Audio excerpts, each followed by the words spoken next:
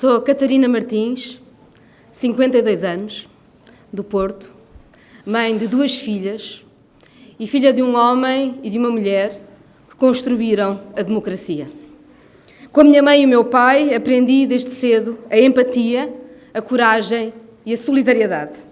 Aprendi que, por muito complexa que seja uma situação, há sempre um critério para a decisão e para a ação: segurar quem está mais frágil. E ganhei asas. O melhor que os pais e a democracia podem dar aos seus filhos e o testemunho que eu tenho também de dar às minhas filhas. Tenho a idade do 25 de Abril.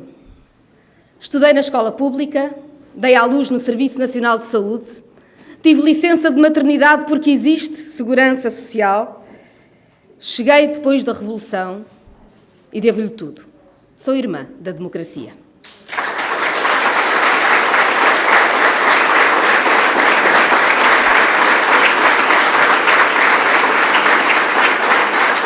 Cresci com a democracia a crescer. Sou de uma geração em que estudar até à idade adulta era ainda um privilégio. Quando aos 12 anos mudei de escola, vi colegas arrancados ao estudo para irem trabalhar. Sei que a democracia não chegou pronta a usar, nem em modelo para copiar. Foi sendo construída, partilhada, num compromisso coletivo de Portugal por uma vida melhor. E hoje sei que esse sonho, essa expectativa do que seremos, é o bem mais precioso da democracia. A democracia sobrevive ao que ainda não é capaz de fazer se tiver o sonho e os passos seguros para lá chegar. Se deixar de sonhar, definha. Sei que a minha geração é talvez a última em Portugal que, não tendo conhecido a ditadura, chegou à idade adulta sempre com a democracia a provar essa capacidade de uma vida melhor, de concretizar sonhos, de acreditar que, por difícil que seja cada passo, o nosso caminho coletivo garantirá aos nossos filhos, pelo menos, aquilo que tivermos sido capazes de conquistar. Sei que os últimos 20 anos provaram que o caminho é de grandes riscos. O colapso do sistema financeiro internacional, a Troika, o Covid, a inflação, a chegada ao nosso cotidiano das consequências da crise climática, a precipitação de uma revolução tecnológica que impôs como norma o isolamento e a desigualdade, inscreveram a palavra crise na entrada da vida adulta das novas gerações. O que fazer, então? O que fazer quando a descrença e o individualismo parecem varrer da nossa vida coletiva a capacidade de acreditar que é possível uma vida melhor? Lembro o poeta Manuel Pina. Ainda não é o fim, nem o princípio do mundo. Calma, é apenas um pouco tarde. Já é mais tarde do que quando Pina o escreveu, mais difícil, mais urgente, mas não acreditem em quem nos diz que é tarde demais. Essa é a velha armadilha de quem ganha com a desistência do povo. Sei ainda mais. Sei que crescer com a democracia é um superpoder.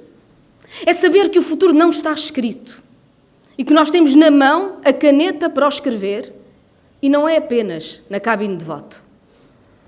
E é por isso que vos quero falar de como aqui cheguei. Com 6 anos, fui para São Tomé. Foi lá, num país que dava os primeiros passos na independência, que aprendi a ler e a escrever. Filha de professores cooperantes, passei os 2 anos seguintes na escola pública de Cabo Verde. Quando regressei à escola em Portugal, aos 9 anos, já sabia que a liberdade nasceu de quem morreu por sonhá-la e de quem finalmente acordou essa madrugada. A liberdade nasceu de Salgueiro Maia, como de Amílcar Cabral. A soberania e a cidadania plenas do povo português nasceram com a descolonização que permitiu a todos os povos o mesmo nos seus países.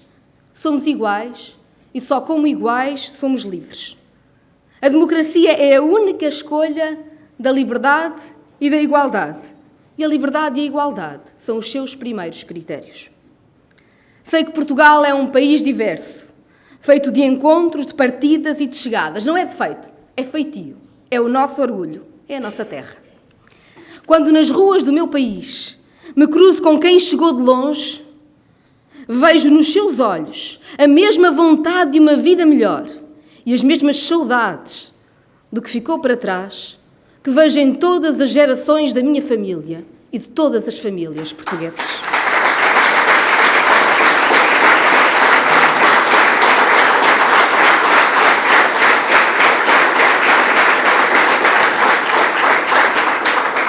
Na minha infância, assisti à criação de sindicatos, cooperativas e associações bem na sala de minha casa.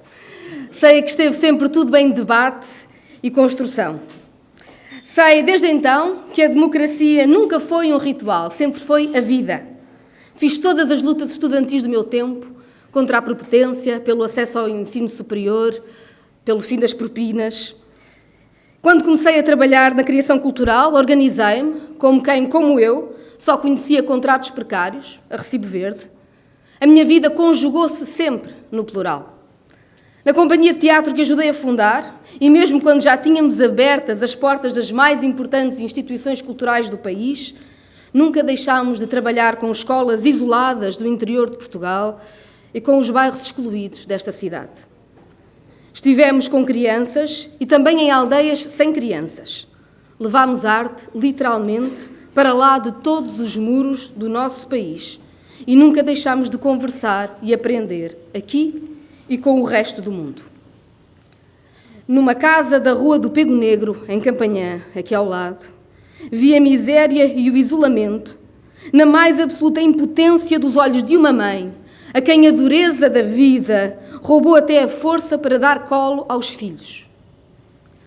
Aprendi que a vida tem muito mais curvas do que conseguimos imaginar e que a nossa humanidade reside também na humildade de reconhecer isso mesmo. Cresci num país sem palavras nem soluções para quem vivia a violência dentro de casa, onde o preconceito esmagava adolescências, em que raparigas pouco mais do que meninas arriscavam a vida em abortos de vão de escada. E sei que hoje vivo num país melhor porque não encolhemos os ombros.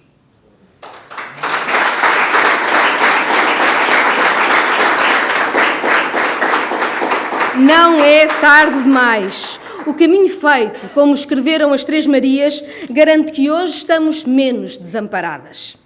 Digo-vos por isso que tenho um imenso orgulho deste Portugal solidário, combativo, capaz de desafiar o fatalismo e abraçar a vida. Só a democracia abraça a vida. E há uma política da morte e uma política da vida. Essa é a escolha de todos os tempos. Na casa dos meus avós maternos, convivi com a memória presente do meu tio-avô, médico do povo, morto a tiro pela ditadura fascista. E com os livros e jogos em inglês, enviados dos Estados Unidos pela tia-avó judia, que escapou da Alemanha nazi e para quem o país de Salazar não podia ser abrigo. Só conheci a minha avó paterna vestida de luto, porque nunca conheci o meu tio morto na guerra colonial. Há um ano, na Ucrânia, viajei no comboio noturno para Kiev, com mulheres iguais a mim e à minha avó. Eu, com o conforto de saber o meu marido e as minhas filhas seguros, elas com o coração nas mãos.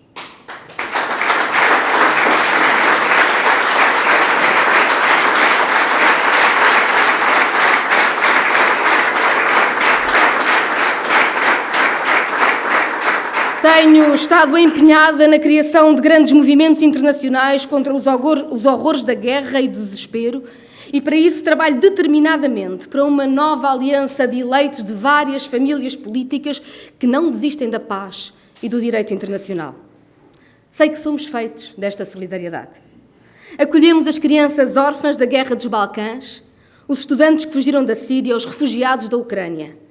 Estivemos com a coragem de quem foi num barco para apoiar Timor, como agora com a flotilha humanitária que fez o mesmo caminho de humanidade para Gaza.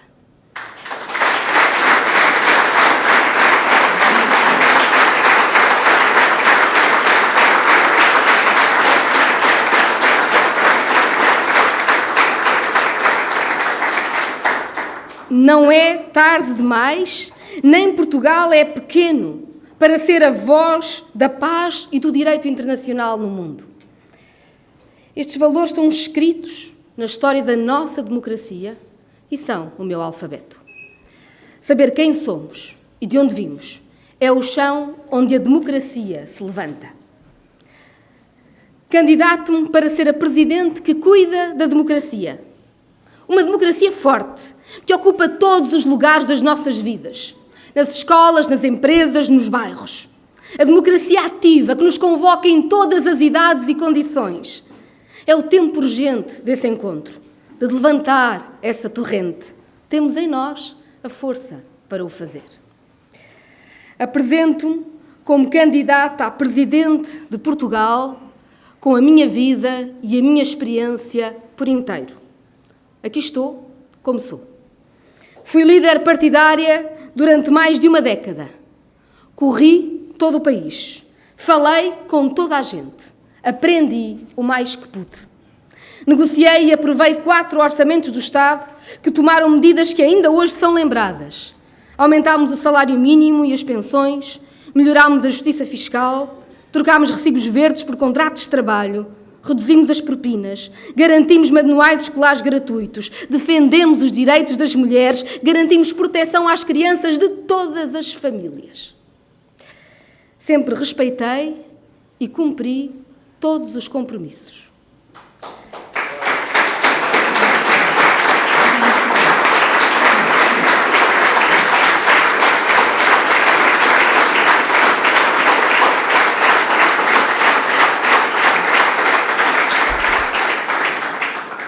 Não consegui tudo o que queria, mas fiz tudo o que podia para o muito que é necessário. E não desisto. Aqui estou, com a vontade de construir novas pontes e soluções. Dei provas desse trabalho e sei que será determinante no próximo mandato presidencial.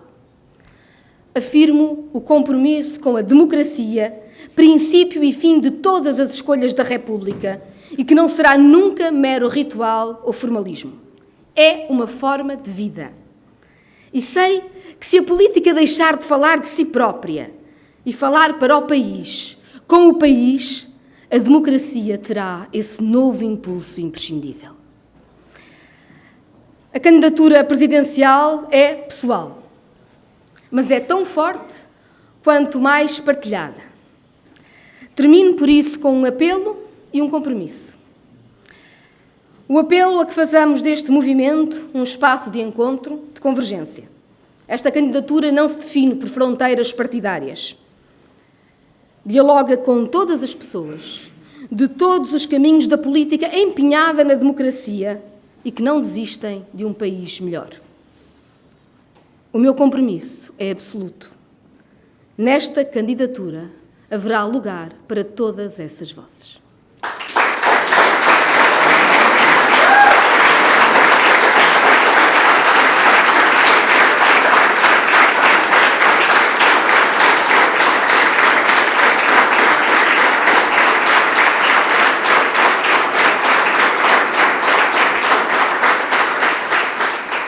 Obrigada, Clara, obrigada, Manel, obrigada, Amélia, por juntarem as vossas vozes hoje.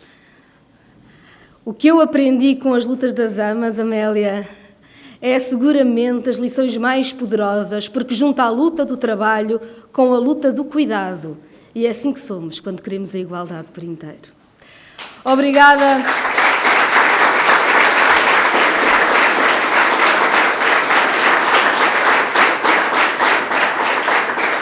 Obrigada, Manel, por teres decidido sair da tua terra, bateres à porta e dizeres: há aqui um problema para resolver.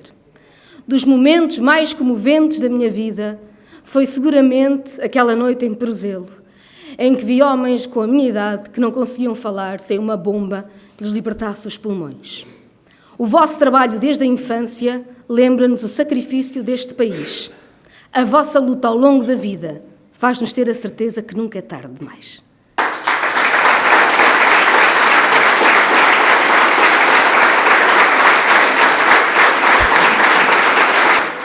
Obrigada, Clara, pelo que escreves, pelo que posso ler.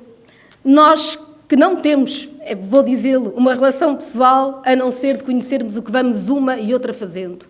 Devo dizer-vos que a nova geração de feministas do meu país é uma das maiores razões para termos esperança em Portugal.